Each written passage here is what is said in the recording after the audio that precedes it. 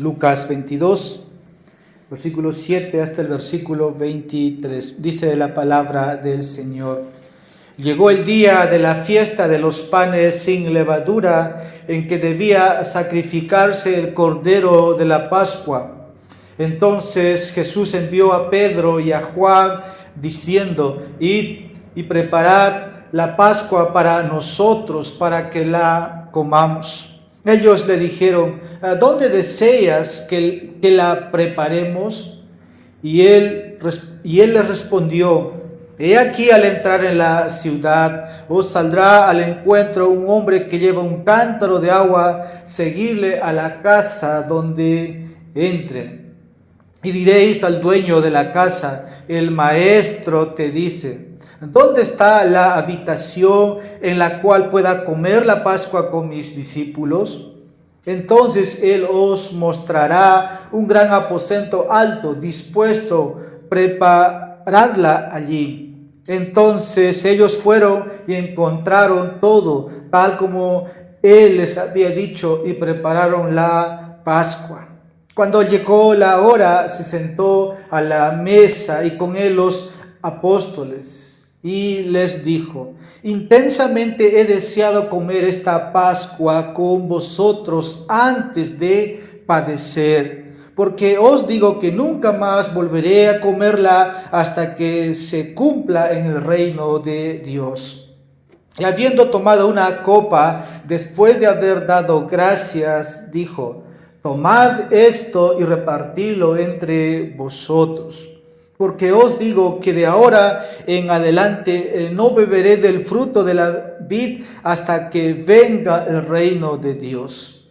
Y habiendo tomado pan, después de haber dado gracias, lo partió y les dio, diciendo: esto es mi cuerpo que por vosotros es dado, haced esto en memoria de mí.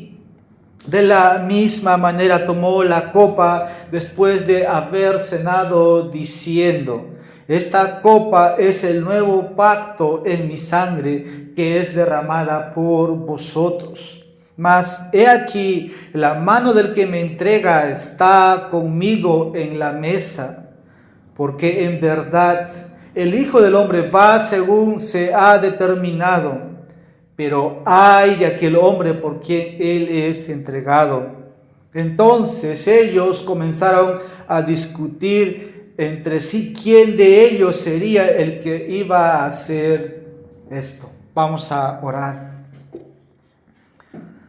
Padre eterno, te agradecemos por habernos traído a este lugar y acabamos de poder bendecir tu nombre con nuestros labios falibles. Pero Dios, tú has dado un corazón nuevo a tu pueblo a través de tu Espíritu Santo para que pueda honrarte, para que pueda reverenciarte en este día. Y que así como hemos entonado, tu palabra es mi delicia y mi solaz. Padre, yo te pido que tu palabra pueda ser dulce en esta hora y que sea un recordatorio de tu voluntad a nuestras mentes, a nuestro corazón, que pueda, oh Dios, sembrarse y atesorarse donde solamente pueda guardarse y dar fruto. Bendice, Señor, entonces a cada oyente desde lo alto, porque acabamos de bendecir tu nombre y tú nos bendigas desde lo alto. Y tu palabra, Señor, es lo que necesitamos en el día a día. No necesitamos otras bendiciones, sino tu palabra que nos dice qué es lo que debemos hacer y qué es lo que no debemos hacer, qué es lo que te glorifica a ti, qué es lo que no trae gloria a tu nombre. Usa, Señor, a tu siervo todo el tiempo y permite que él pueda, oh Dios, solamente hablar para glorificarte y edificar a tu pueblo. Y Padre, dale palabra, dale sabiduría, ordena sus pensamientos y que no exprese más allá de lo que él no pueda vivir y recordar, sino que, oh Dios, puedas traer a todos, Señor, en memoria a cada uno de nosotros. Gracias te damos por tu inspiración y queremos, Señor, tener más luz en ella, en tu palabra. Háblanos, te lo pedimos, en nombre de Jesús. Amén. Podemos tomar asiento. Estamos volviendo a la serie del Evangelio de Lucas. Si se dan cuenta, ya estamos para poder finalizar. Vamos a dar entonces por título a esta enseñanza, la institución de la Cena del Señor. Estoy tomando desde el versículo 7 hasta el versículo 23 del capítulo 22. En mi primera instancia iba a ser del versículo 7 al versículo 13 una enseñanza, pero si podemos leer continuamente, es como una preparación, y la institución, como algunas versiones lo dividen. Es para que podamos comprender. Quiero tomar entonces estas secciones. Muchos de nosotros en nuestros hogares tenemos un cuadro de fotos o imágenes o archivos guardados en un celular, una computadora de fotos donde hemos estado en el pasado, tal vez de personas que estimamos, seres queridos. Tal vez si me preguntaras a mí por qué tengo guardadas fotos del pasado, y tal vez yo te puedo responder, es para poder recordarlos, esos momentos. Tú me dirías, es lo que todos hacemos, pero muchas veces en mi caso yo tengo fotos que lo puedo tener en un archivo, en un cuadro, solamente es para poder recordarme que a veces no lo tengo a mi lado, y cuando miro ese cuadro puedo decir que esa persona yo lo aprecio. Es para poder orar también por él. Pero sé que cada uno de manera particular o personal tiene fotografías, imágenes guardados. Pero en mi persona es para poder agradecer a Dios por esas personas y poder también orar por ellos para que Dios los bendiga. Y espero un día con esas personas estar juntos. Y eso como que es algo muy emocional y toca nuestros corazones. Bien, ¿por qué estoy diciendo esto? Porque el Señor Jesús nos dejó aquí una imagen, un recordatorio, para que podamos siempre recordarlo. Nosotros somos muy propensos, somos muy olvidadizos, pero una imagen a veces nos recuerda a años atrás, ¿no? Y no solamente porque lo veamos, pero cuando venimos al texto, venimos a las Escrituras, aquí tenemos un recordatorio. Por eso el versículo 7 en adelante nos va a hablar de lo que quiero mostrarles como una imagen de lo que el Señor nos quiere revelar, como decir, mira, detente o pausa o medita. Y cuando hagamos eso, hermanos, es para recordar su gran amor en la cruz.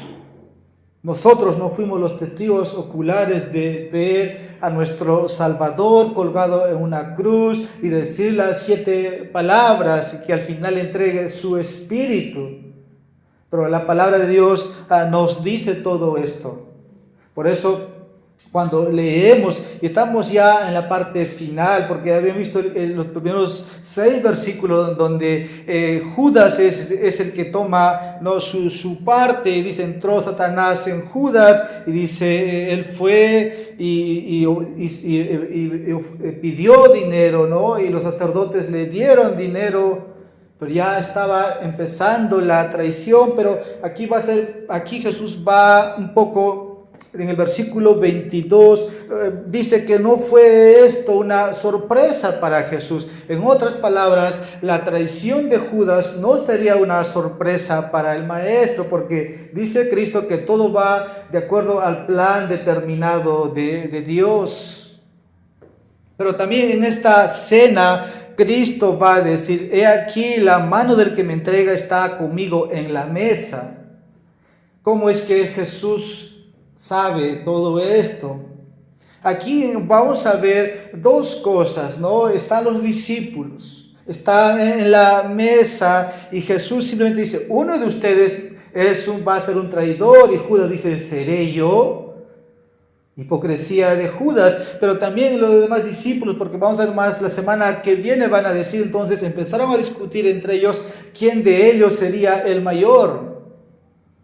Entonces hay mucho, hermanos, en estos pasajes, en estos versículos que vamos a ver, pero la imagen aquí que quiero presentarles es que para que podamos tener un recordatorio de quién, de nuestro Señor en la cruz. Y esto, hermanos, así como cuando vemos una foto, sonreímos, nuestras emociones se levantan, pues lo mismo debe suceder cuando venimos, por ejemplo, a la Santa Cena. Es un recordatorio, es un memorial, porque Cristo dio esta ordenanza que lo hagamos hasta que Él regrese, hasta que Él venga. Y Cristo va a decir en estos versículos, no voy a volver a beber con ustedes nuevamente, sino hasta que nuevamente venga.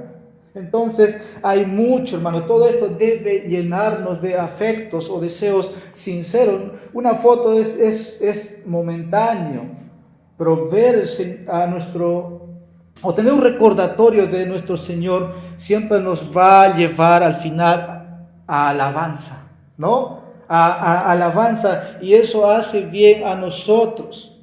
Ahora, cuando participamos de la cena del Señor, Cristo dice, hasta que Él venga. Ahora, la pregunta, esto nace y nos preguntamos, ¿estoy listo para encontrarme con Él? Hoy día no vamos a celebrar la Santa Cena, pero esta iglesia al comienzo ha entendido muy bien esto, ¿no? En sus primeros 18 meses no participaba de la Cena del Señor porque no había un orden, solamente nos reuníamos para poder adoctrinarnos como una iglesia, ¿no? Confesional, una iglesia con sus principios, una iglesia con sus estatutos, y veíamos que cuando una iglesia esté constituida y tenga sus ancianos, su pastor, debe haber orden. ¿Y quiénes eran los candidatos? ¿Y quiénes eran los que se restringían? Bien, eso, hermanos, es una práctica o es una obediencia a lo que el Señor ha dicho aquí, porque Pablo va a decir más adelante que tienen que examinarse, ¿no? Porque en 1 Corintios tienes ahí la instrucción, tienen que examinarse para poder pasar. Y aquí es como un examen, porque Cristo ve lo que hay en Judas y está participando de la mesa. De la misma manera no podemos engañar a Cristo, venir a la cena y ser un Judas, ¿no? Porque Cristo está viendo. Por eso en la iglesia de Corinto dice que algunos estaban muertos, algunos estaban enfermos. Entonces, por eso el título, la institución de la cena del Señor. No recuerdo, creo que una vez hablé de este tema porque era oportuno. La iglesia estaba en un momento muy difícil y necesitaba una comprensión básica, ¿no? Para que podamos comprender cuál es el orden. Si Cristo viniera, ¿estaríamos listos para encontrarnos? En la cultura judía, la novia esperaba al novio. De la misma manera nosotros podemos decir, estoy preparado para encontrarme con mi novio, que es Cristo. Esto debe tocar nuestros corazones. En la década de los 70 o 80 se hablaba mucho del retorno de Cristo. Muchos predicadores dentro del círculo evangélico, incluso este era el tema dominical. Cristo viene, Maranata, Cristo viene. Como que a veces algunos dejaron de trabajar, como los de Tesalónica.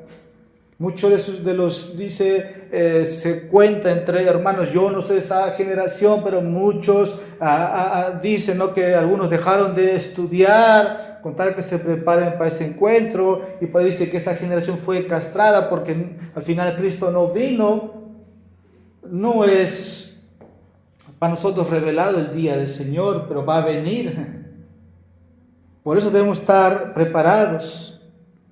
Ahora, si Cristo retorna, y nosotros debemos estar tan contentos. Cuando venimos a la mesa o a la cena del Señor, Eso es lo que hacemos, ¿no? Una vez más podemos contemplar en palabras, en fe, ¿no? Lo que estamos haciendo. Ahora quiero que veamos, ¿no? Cómo debemos llegar a la mesa del Señor o a la cena del Señor. Quiero empezar diciendo y repitiéndome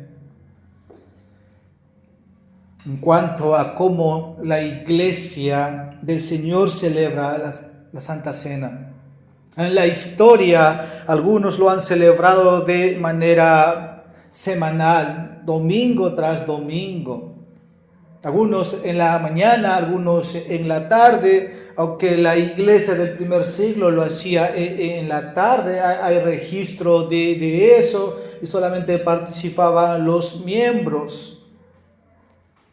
Pero nosotros lo hacemos de manera mensual y siempre he comprendido que cuando la iglesia, hermanos, sea madura, cuando los miembros entiendan lo que se está haciendo, se puede hacer de manera mensual, semanal, porque si tú lo haces domingo tras domingo, como que se vuelve rutinario o algo nada más que se va a cumplir. Pero si uno maduramente comprende el valor de lo que hacemos, hermanos, todo eso ayuda para que en nosotros se pueda cultivar piedad, se pueda cultivar santidad, se pueda cultivar devoción, y no solamente sea algo rutinario. Lo mismo puede pasar si tonamos las mismas canciones, se leen los mismos versículos, no tiene que ser rutinario, porque ahí sí vamos a caer en un ritual que no tiene valor. Por ejemplo, Juan Calvino en la tradición reformada, Charles Spurgeon, el bautista de antaño, las iglesias anglicanas, entre otros, han observado en la historia la cena del Señor de manera semanal en sus iglesias locales. Nosotros no estamos a esa altura con el número de miembros, con la calidad de ministros y hermanos. Todos estamos en un proceso de madurez, como que vamos de abajo, ¿no? Los cimientos ya están puestos, estamos siendo edificadas como piedras vivas, entonces todo es progresivamente. Por ejemplo, tú lees el libro de los Hechos, dice capítulo 20, versículo 7. Ellos se reunían y lo celebraba o partían el pan semanalmente, dice capítulo 20, versículo 7, y el primer día de la semana, cuando estábamos reunidos para partir el pan, Pablo les hablaba, ¿no? De esta manera, pensando partir el día siguiente, y prolongó su discurso hasta la medianoche. El primer día de la semana se partía el pan y estaban en obediencia semanalmente. Ahora, no quiero que poner, digamos, como tiene que hacerse así, porque nosotros ya tenemos muchos años en la fe, de nuestros trasfondos que venimos, algunos lo hacen, como dije, semanalmente. Algunos yo he visto que lo hacen cada 6 meses, algunas iglesias en los Estados Unidos lo hacen anual, como que también eso, hermano, sale, ¿no? Sale de lo que la iglesia hacía y tradicionalmente en la historia. Ahora, también hay un riesgo de no hacer, y creo que esta iglesia es propenso a eso, ¿no? Ha habido mucho pecado por momentos, y a veces ha habido restricción, a veces ha habido dolor, y hemos podido suspender. Pero hermanos, eso no significa que esta imagen no se traiga aquí adelante, no, para poder participar. Esperemos que en el próximo mes, una vez más, un nuevo año, 2020, podamos tener la bendición juntos. Pero antes poder examinarnos. Porque la Pascua, hermanos, es la representación de nuestra salvación en Cristo, es la liberación, así como el pueblo de Israel fue liberado de Egipto. Solamente que ahora ya no celebramos la Pascua, sino celebramos la cena del Señor, ahí el cambio. pero en sí significa lo mismo, hermanos. Eso traigo a memoria a través de estos pasajes. Ahora yo quiero decir, si descuidas participar de la cena del Señor, creo que estamos perdiendo ciertas claves para la salud espiritual. Porque podemos enfermarnos espiritualmente si no hay amor a las cosas de Dios. Eso es para poder hacer un diagnóstico, ¿no? Algo descriptivo, qué es lo que está sucediendo. Por eso es que en la iglesia de Corintios había muchos enfermos. Así que es el llamado del Señor a través de su palabra de que todos podemos participar y no descuidar esta ordenanza. Con todo esto, hermanos, quiero mostrarles entonces la importancia de este mandato de la cena del Señor. El diccionario en línea Webster define esto como un sacramento. Dice, un acto religioso formal que es sagrado como un signo o símbolo de una realidad espiritual. Un teólogo del pasado, Agustín, dijo que es el signo externo y visible de una gracia interna y espiritual. Vamos a ver que como la tradición católica romana lo hace, a diferencia de los protestantes o evangélicos en el mundo presente. Hay una diferencia. Este es mi pensamiento, estas son mis dos divisiones, hermanos. Cuando venimos a la cena del Señor, primero debemos mirarnos a nosotros mismos y luego mirar a Cristo. Entonces vamos a ver el primer punto. Cuando venimos a la cena del Señor, debemos mirarnos a nosotros mismos. Cuando el Señor, aquí tenemos un relato, los discípulos se reunieron para esta última tarde, porque estamos ya hablando de los momentos antes de la crucifixión. Dice en el versículo 21 que sorprende a todos, a los presentes. Ahí dice versículo 21, mas he aquí, la mano del que me entrega está conmigo en la mesa. Yo no sé esto cómo habrá sido a los oídos de los discípulos. Yo no sé, pero parece como una bomba, como algunos dicen. No, porque Cristo dice, aquí está la mano del que me entrega, está conmigo en esta mesa. Esto sorprendió, creo, a muchos. Era algo impensable para ellos. Porque ellos conocían que los judíos se oponían, pero no podían pensar que uno de los 12 sería uno de ellos. Y empezaron a preguntarse, ¿seré yo? ¿Seré yo, maestro? Incluso Judas va a decir, ¿seré yo, rabí? Por eso, cuando venimos a la cena del Señor, debemos mirarnos a nosotros mismos. Nadie podía pensar, los 12 se empezaron a preguntar en ese momento, ¿cómo podría ser esto? Nadie, por cierto, pensaría que fuera Judas. Ahora, Lucas registra esto, que al final va a llevar una disputa, llamemos, muy tonta, porque versículo 21 hasta el versículo 24, ahí se ve, dice versículo 24, se suscitó también entre ellos un altercado, una discusión tonta sobre cuál de ellos debería ser considerado como el mayor. Esto nos hace pensar mucho, pero antes de que todo esto salga a luz, dice Marcos capítulo 14, versículo 19. Voy a dar lectura por un momento, usted puede buscar si me quiere acompañar o puede oír, pero dice Marcos capítulo 14, versículo 19. Ellos comenzaron a entristecerse y a decir uno por uno, ¿acaso soy yo? ¿Acaso antes de que se suscitara, ¿no? O se llevara el plan maquiavélico de Judas, empezaron a preguntar, ¿seré yo?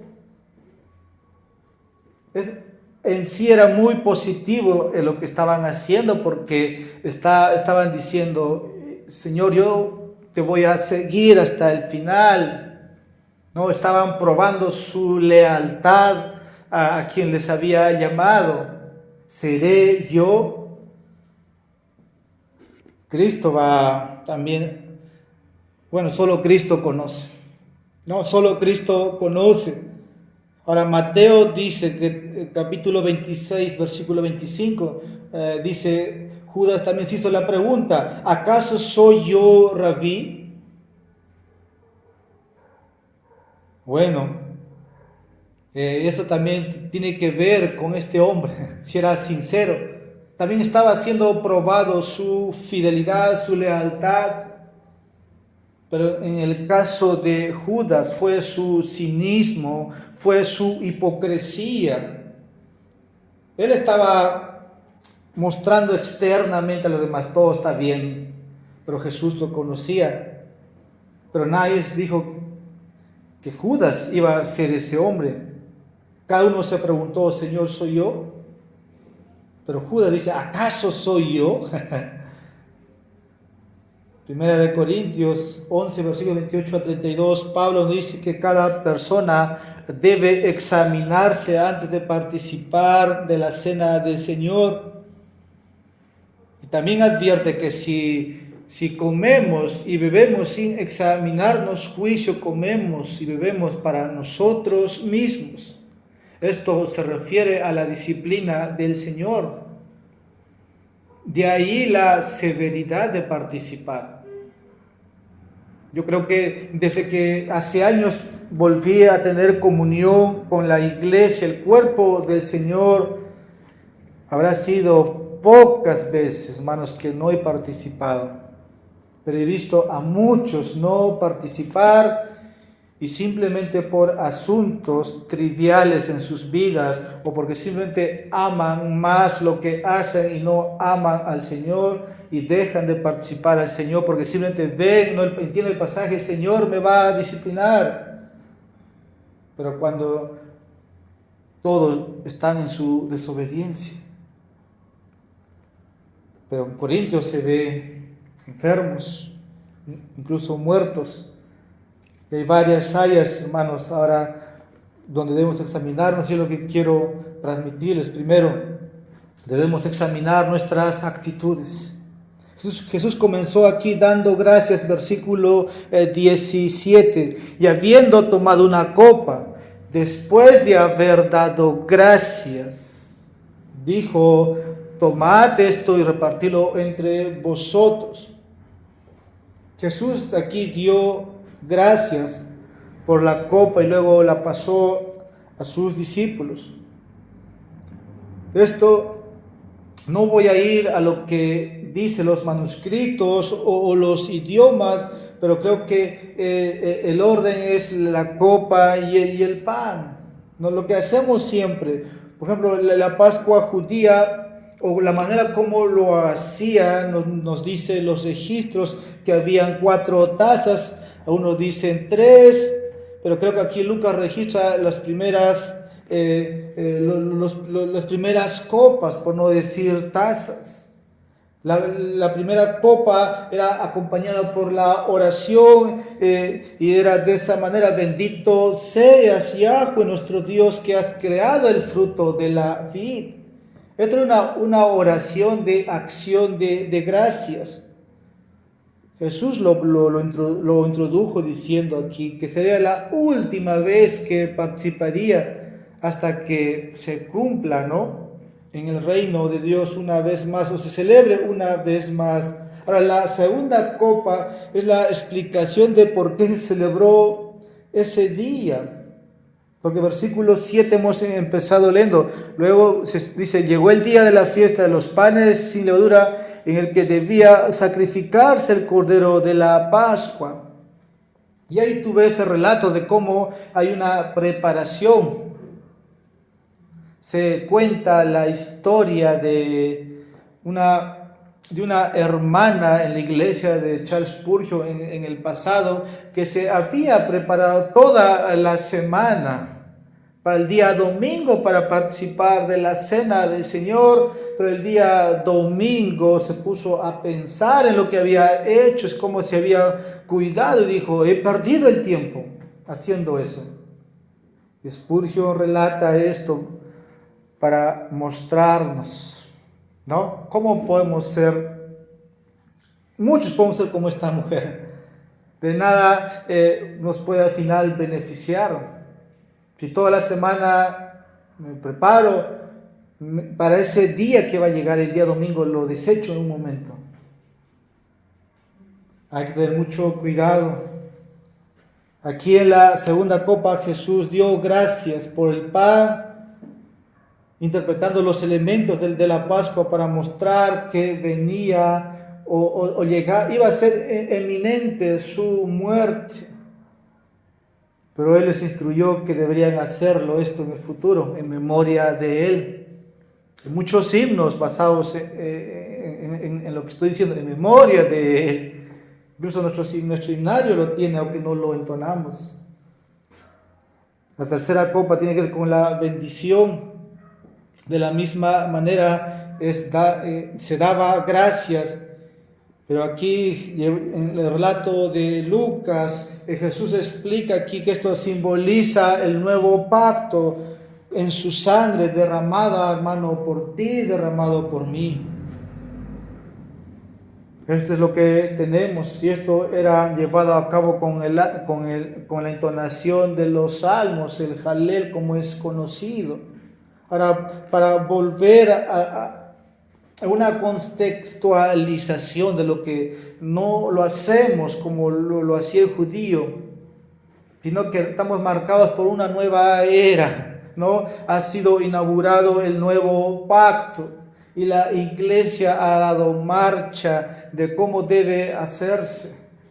Ya no es tanto el día, sino como el Señor y dijo que esto lo hagamos en el nombre de Él, porque Jesús empezó dando gracias, y al final Él mismo sería ese pan que representa su cuerpo molido, la vid que representaría su sangre, que estaría rociado hasta la última gota.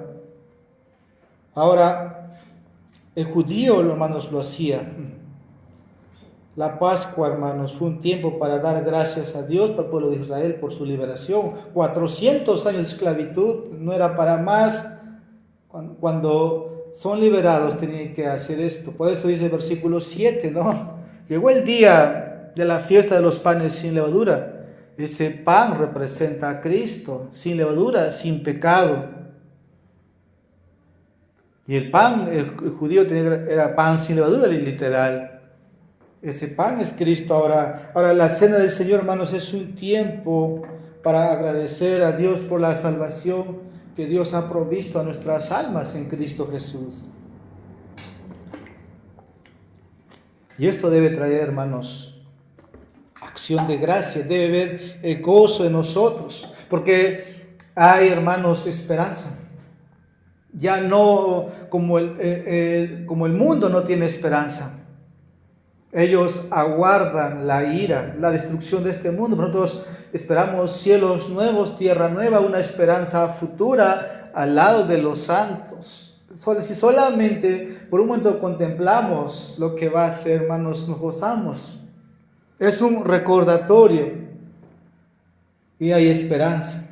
Jesús menciona aquí 2 veces su reino venidero. Y es que su reino va nuevamente estar entre nosotros. El reino se ha acercado a través de Cristo a nosotros. Es verdad, Cristo gobierna a través de su iglesia, Cristo gobierna en nuestros corazones, pero hay un reino futuro donde Cristo ha de estar con su pueblo. Nosotros conocemos eso como el reino milenario, aunque otros no lo creen. Ahí tienen otra observancia en detalles, no es el tema hoy. Pero nosotros, hermanos, aguardamos con esperanza, ese reino venidero. Por eso decimos como Cristo en su oración, ¿no? Venga a tu reino, venga a tu reino. Cuando venimos entonces, hermanos, a la cena del Señor, debemos examinar nuestras actitudes. Somos, a una pregunta, ¿somos personas agradecidas? O podemos hacer lo contrario. Podemos estar con quejas, ¿no? Quejándonos de Dios, quejándonos de todo lo que nos pasa. Solamente, hermanos, debemos dar gracias al Señor y gozarnos de todas las bendiciones que hemos recibido. Porque si nuestras vidas estaban marcadas, hermanos, de quejas, como el pueblo de Dios se quejaba porque no había agua, porque no había pan, y el Señor daba agua, el Señor daba el pan, y al final perecieron en el desierto. Eso revelaba su corazón, pero también Dios estaba probándolos, dice, porque tenían que adorar en el desierto. Y adorar en el desierto significa también, hermanos, adorar nuestros dolores. Y no podemos quejarnos de todo, no podemos desesperarnos. Eso nos hace mostrar nuestra actitud. Nuestra actitud debe estar centrada en la gracia que hemos recibido. No solamente debemos examinar nuestras actitudes, segundo, debemos examinar nuestras acciones. Aquí Jesús anunció que uno de los 12 le traicionaría. Está en esa mesa. Ahora, en la cultura judía, tener a alguien en tu mesa, compartir tus alimentos, era significado de lealtad, amistad. Ahora, traicionar a alguien para ellos era algo terrible, y mucho menos traicionar al Señor. Ahora, no solo Judas haría esto, sino también pronto los 12 harían. Los 11, perdón. Herido es el pastor, dice, todos fueron dispersados. No lo conozco, no lo conozco.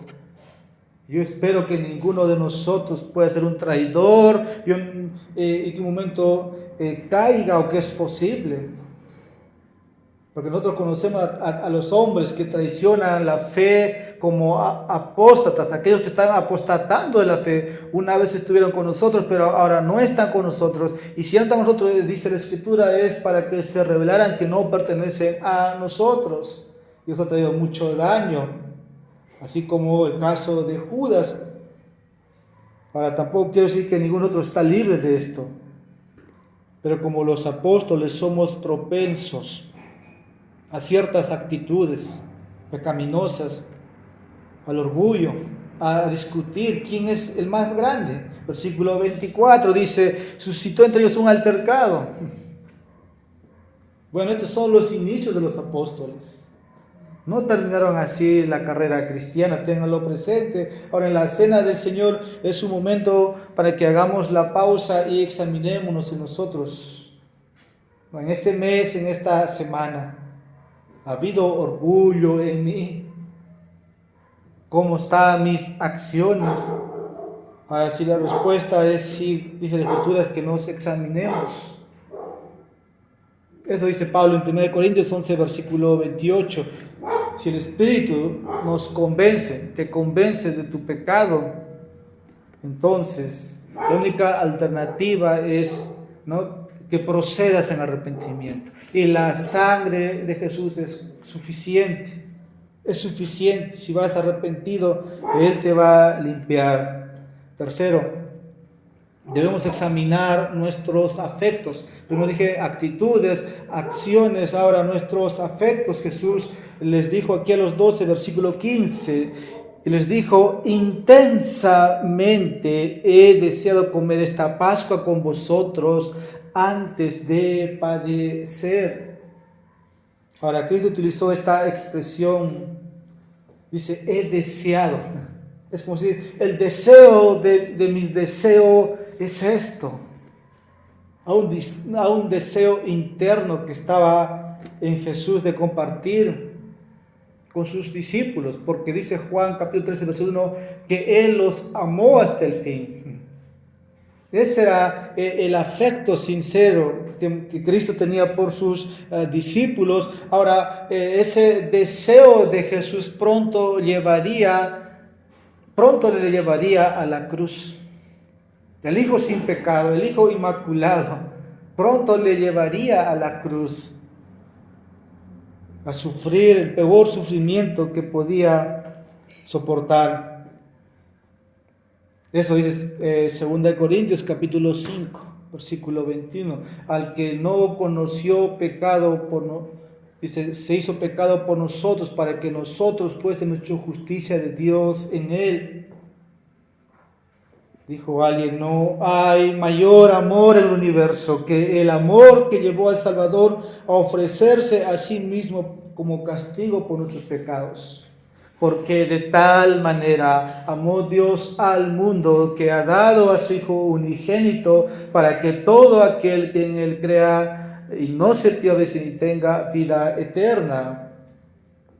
No hay más grande el universo que uno no pueda conocer.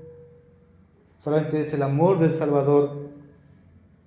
La cena del Señor, hermanos, es también para poder examinarnos en nuestros afectos. ¿Cómo ha estado mi corazón delante de Dios?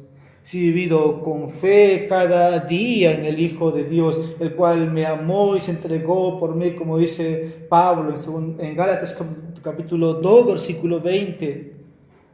El amor por Dios, hermanos, debe motivarnos a alejarnos del pecado, y eso lo ponemos en examen, porque muchos dicen, hermano, pastor, estoy frío en las cosas de Dios. Bueno, la cena del Señor, hermanos, es para poder motivarte y que te alegres del pecado y que te niegues y que sirvas al Señor.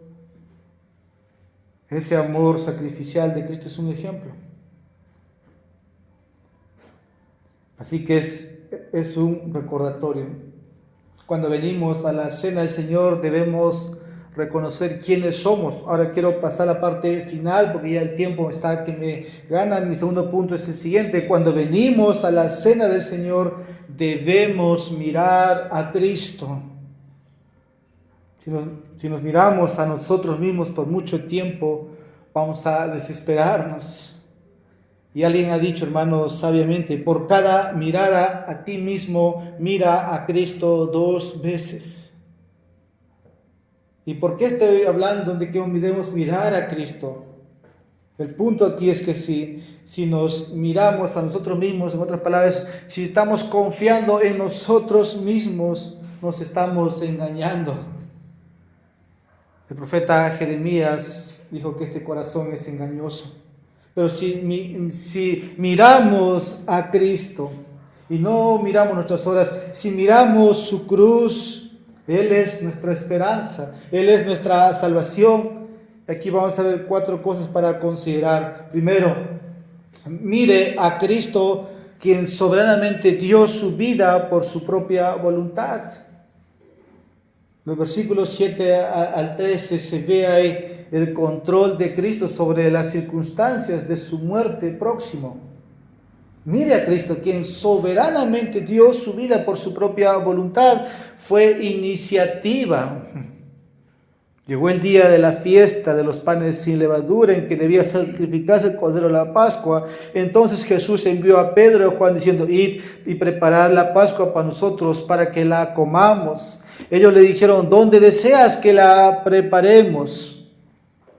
Y da la instrucción que ahí en el camino está un hombre, un siervo, llevando agua, un cántaro. No era común que un hombre lleve agua, cargue agua, sino una mujer. Pero Jesús conoce todo. Eso habla de su soberanía, que Él tiene el control de las circunstancias, de cómo, ahora aquí se puede decir muchas cosas. Si Jesús, porque es Dios, sabía todo lo que iba a acontecer en su omnipotencia, está diciendo que ese hombre, el lugar, el aposento, era su omnisciencia, o solamente es que Jesús preparó de antemano para que Judas no sepa dónde iba a ser. Se puede decir mucho, pero creo que Aquí nada más el versículo 13 al 17 tiene que ver que Cristo tiene control también de cada situación, porque el relato en el capítulo el libro de Juan, capítulo 13 al 17, está el relato de esa enseñanza o esa noche, de cómo Jesús organizó todo para que pudieran esa noche cenar. Versículo 11, diréis al dueño de la casa, el maestro te dice, ¿dónde está la habitación en la cual pueda comer la Pascua con mis discípulos? Entonces Él os mostrará un gran aposento alto, y allí preparad, dijo Cristo. Jesús tenía el control también sobre su traición. Versículo 22 dice, porque en verdad el Hijo del Hombre va según sea determinado de Él. Pero escuche lo que sigue. Pero ay de aquel hombre por quien Él es entregado. Otro evangelio dice, mejor es que ese hombre no hubiera nacido. El Hijo del Hombre, Cristo, va de acuerdo al plan de Dios. Eso lo sabemos, no solamente por lo que podemos ver aquí, lo que Judas estaba haciendo y lo que iba a hacer no fue una sorpresa. Muchos piensan que en la creación lo que Satanás hizo fue algo que Dios no tenía control. No, Dios sabía lo que iba a pasar en su primera creación, y aquí tenemos otra imagen. Jesús dice, uno de los 12 que va a poner la mano, ese me va a entregar a mí. No toma por sorpresa, Jesús tiene control de su traición, téngalo presente. No sorprendió a nadie. Antes ya Jesús había dicho que uno de los 12 era un ladrón. En Juan capítulo 6, versículo 71 se habla, también hay una referencia. La Biblia, hermanos, nos dice que el pecado del hombre no puede frustrar el plan de Dios. Mis pecados, tus pecados no va a cambiar lo que Dios ya ha determinado. Pero también en las manos de Dios, en las manos de Satanás, por medio de ellos se lleva a cabo todo. Porque el Hijo de Dios, dice el libro de los Hechos, que es exactamente, hay 2 versículos, ¿no? Todo va por el plan determinado o por el consejo de Dios. Si los hombres, los líderes judíos hicieron lo que hicieron con Jesús, ellos van a ser responsables de sus pecados, ¿no? Eso lo vemos. Pero Cristo dice que, por ejemplo, en Juan capítulo 10, versículo 17 y 18, por eso el Padre me ama, dice, porque yo doy mi vida para tomarla de nuevo. Nadie me la quita, sino que yo la doy de mi propia voluntad. Tengo autoridad para darla y tengo autoridad para tomarla de nuevo. Este mandamiento recibí de mi Padre. ¿Hay traición? Sí hay traición. Pero Cristo dice, en nadie me la quita, sino que yo la doy por mi propia voluntad. Con esto quiero decir que la muerte en la cruz no fue accidental. No es que los hombres que estaban haciendo esto estaban tomando ventajas sobre Dios, no. Todo estaba, como dice el versículo 22, 23, todo iba de acuerdo al plan predeterminado de Dios. La muerte de Cristo es el cumplimiento del Cordero inmolado antes de la fundación del mundo. Está en el consejo o el decreto de Dios. La raza humana iba a caer en pecado y Dios tenía un Cordero antes de la fundación del mundo para redimir a sus santos. Así que no es sorpresa. Él nos amó de su voluntad, nada más. Y la cena del Señor debe hacernos maravillar de la gracia soberana de Dios. Y gracias a Dios, por iniciativa tenemos ese nombre, Iglesia Bautista Gracia Soberana. Gracia a lo que no nos merecemos, y soberana tiene con la soberanía de Dios. Todo es de Dios, todo es para Él y por medio de Él. Segundo, ya finalizando, mira a Cristo que conoce nuestros corazones. No te mires a ti mismo, mira a Cristo. Jesús sabía lo que había en el corazón de Judas, como dice el versículo 22, capítulo 2, versículo 31 al 34. Conocía el corazón de Pedro. Nada está oculto a sus ojos. Judas pensó que engañaría al maestro, a Jesús, lo haría creer que es un tonto, pero Jesús sabía. Judas trataba de cubrir su pecado al decir, ¿soy yo? ¿Acaso seré yo, Rabí? Entonces, cuando venimos, hermanos, a la cena del Señor, recuerda que Dios conoce tu corazón y debes confesar si hay pecado antes, que Él está listo para perdonarnos y restaurarnos. Ya para finalizar, mire a Cristo, cuya muerte sacrificial es el corazón de la fe cristiana. En el Antiguo Testamento es histórico la liberación de Israel, la salvación de Israel de Egipto. Es histórico la fe de los judíos en el pasado, cuando Dios como libera a su pueblo. Por eso es que cada generación celebraba la Pascua. La Pascua, hermanos, celebra ese evento para el judío. Ahora, éxodo significa salida, significa liberación. Y es lo que Cristo hizo con nosotros. Cristo es nuestro éxodo, Cristo es nuestra liberación, Cristo es nuestra salida. Cristo nos libera de la esclavitud del pecado a través de la muerte. Con esto digo que la cena del Señor, hermanos, reemplaza la Pascua. Cada vez que nos reunimos, estamos en un evento histórico, en el evento histórico de la cruz. Porque dice Cristo, haced esto en memoria de mí. Eso es algo que está en la fe cristiana, es de ser nuestro pensamiento. Y cuando Jesús dio pan a sus discípulos, dijo, este es mi cuerpo. Jesús estaba con ellos y los demás discípulos estaban pensando en su cuerpo físico de Jesús. Ahora la Iglesia Católica enseña eso, ¿no? Cuando hablan de participar de la misa o de la Eucaristía, no tengo las palabras, pero ellos dicen que Cristo está visible, que Cristo está ahí en su cuerpo. Los discípulos habían tenido un entendimiento diferente, pero Jesús estaba hablando de su cuerpo, de su cuerpo. Y esto nos recuerda a nosotros que Él es el Hijo eterno de Dios. Tomó un cuerpo humano y vivió una vida sin pecado en ese cuerpo. Como dije, pan sin levadura. Cristo fue sin pecado. Eso habla de su impecabilidad. Él llevó nuestros pecados en ese cuerpo cuando murió en la cruz. Ahora, la copa contiene, como dice, ese jugo de la vid, ese vino que apunta a la sangre que Él derramaría por nosotros. Él es el verdadero Cordero Pascual. Por eso dice en versículo 7, el Cordero de la Pascua. Juan lo pone, he aquí el Cordero de Dios. Ese es el Cordero Pascual que quita el pecado del mundo. En el contexto del pueblo de Israel, los que iban a vivir, Dios dijo a Moisés, ¿no?, que sacrificaran su cordero y que derramaran sangre en cada poste o dintel, porque iba a pasar el ángel de la muerte, iba a matar a todos los primogénitos, y todos los que habían sido rociados con sangre no perecieron. Eso para nosotros tiene enseñanza, estaba para que nosotros ahora podamos confiar en la sangre de Cristo para ser liberados de esa muerte eterna y de destrucción que viene.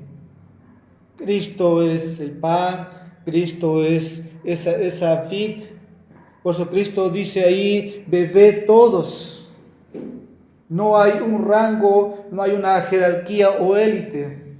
Dentro de la Iglesia Católica Romana se enseña, ¿no?, que es como que hubiera una jerarquía, que solamente los sacerdotes pueden beber muy exclusivamente. Cristo dice aquí, bebed todos de ella. Y todos bebieron de ella. Mateo capítulo 26, versículo 27. Marcos capítulo 14, versículo 23. No hay un grupo especial de sacerdotes.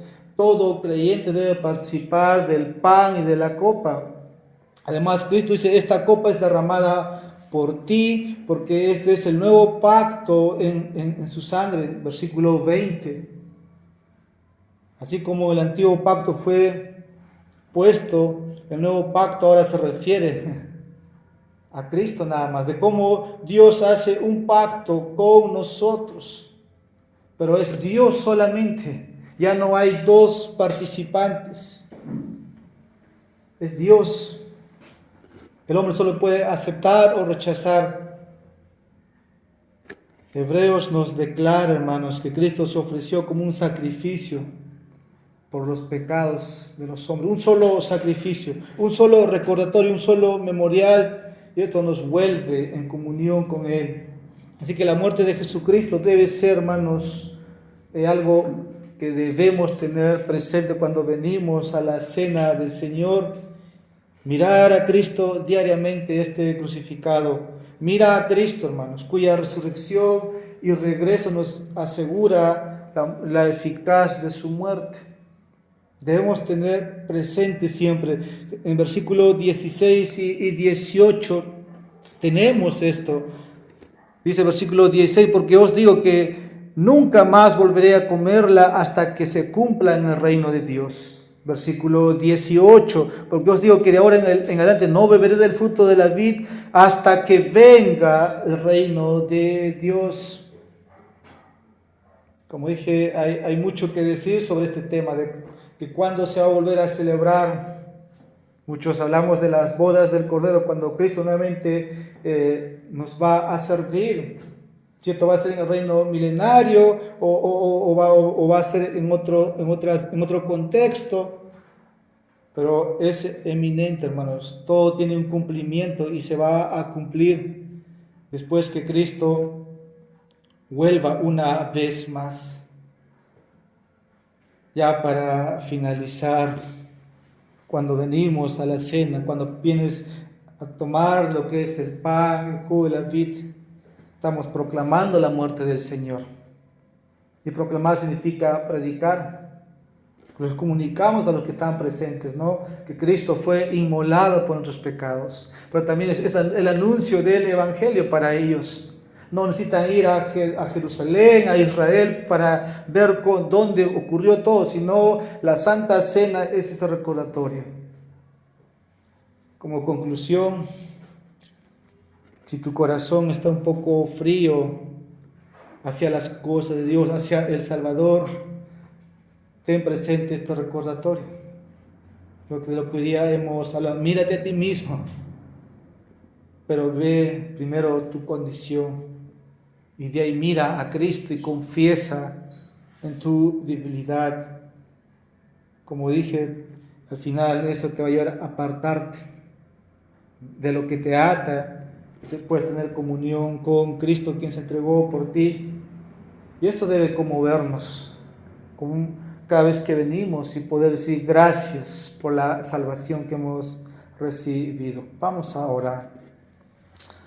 Padre, te damos gracias. Eres tú hablándonos, la voz de tu Espíritu, oh Dios, a cada mente, a cada corazón, trayendo tu revelación. Y gracias por este día en el cual tu pueblo se reúne para poder exaltar, bendecir tu nombre de comienzo a fin. Como iglesia, oh Dios, queremos siempre obedecer lo que tu palabra nos dice. Así como, Señor, se ha establecido, debe hacerse. Todos somos aquí, Señor, siervos, todos somos súbditos tuyos. Nadie es mayor, nadie es menor. Todos somos hermanos, todos somos familia, todos somos pueblo tuyo. Ayúdanos, Padre, a estar cada vez centrado según recibimos tu revelación. En Jesús te agradecemos y te pedimos todo esto. Amén.